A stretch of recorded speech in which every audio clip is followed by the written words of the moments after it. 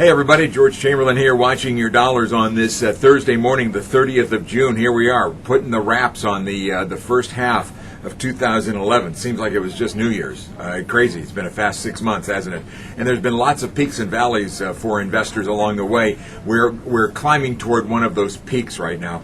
Going into this week, the Dow had been down in 7 of the last 8 weeks, and the 1 week we were up was not that big of a deal. So May and most of June have been devastatingly bad for investors.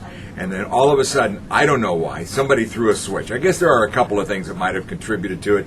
The situation in Greece, while it's still a dangerous economic situation, is being improved. The parliament there has approved a austerity program.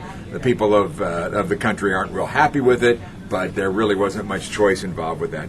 And so that and a few other things, and we have had a very, very powerful rally over the last few days. Every day this week has been up, and today, as we record this message at around 8 o'clock in the morning, we're having another big day. The Dow's up more than 140 points, and so far this week we're up well more than 500 points on the Dow Jones Industrial Average, and we've wiped out most of the losses that we had seen earlier this month. We'll still finish probably in negative territory for the month, but we've at least been able to save the second quarter. Looks like it will close with a small gain.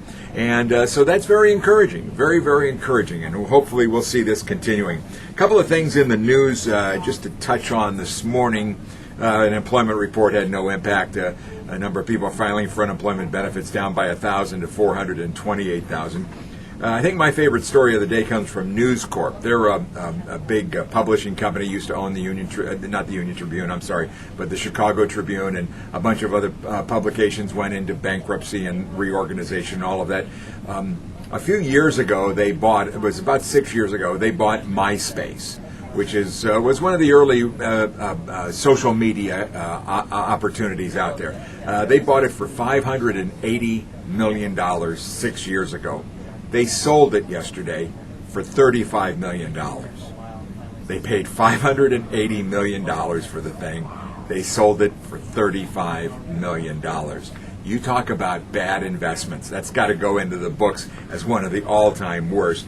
Amongst the buyers, by the way, and for those of you, this will make my daughter very happy. She's a big fan. Amongst the pool of buyers that ponied up money to buy MySpace was Justin Timberlake. So that's kind of interesting to see him being involved as an investor. Oh, one other thing. American Airlines says they're going to replace about 40% of their fleet. They're evidently in talks with Boeing and the makers of Airbus to buy about 280 planes for around $22 billion.